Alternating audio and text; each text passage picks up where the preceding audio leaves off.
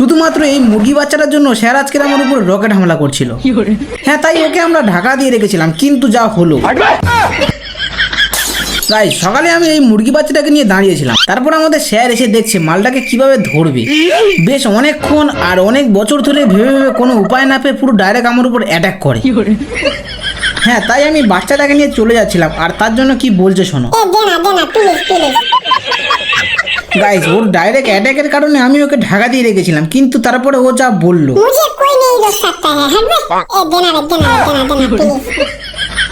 শুধুমাত্র ওর জ্বালায় বাচ্চাটাকে রেখে দেখি আমার ভাই কাংড়া ধরছে। আর দেখো, আগের বারের থেকে এবারে অনেক পড়ছে। দাঁড়াও 1 মিনিট, এগুলোকে দিয়ে দিই, না হলে আবার মহাভারতের যুদ্ধ লেগে যাবে। হ্যাঁ, তারপর দরাম করে আমার মা একটা হুকুম করে বললো, এই প্লাস্টিকের মনে অনেক ফুটো হয়ে গেছে, টেপ মেরে দে। তাই ওদের কষ্টগুলো আর চোখে দেখতে না পেরে ওদের টেপ মেরে দিচ্ছিলাম, আর ওদের মনের কষ্টের কাহিনী শুনছিলাম। কিন্তু কষ্টের কথা কি আর বলবো, ওদের কষ্ট শুনে শালা আমার পা ফুটো হয়ে গেছে।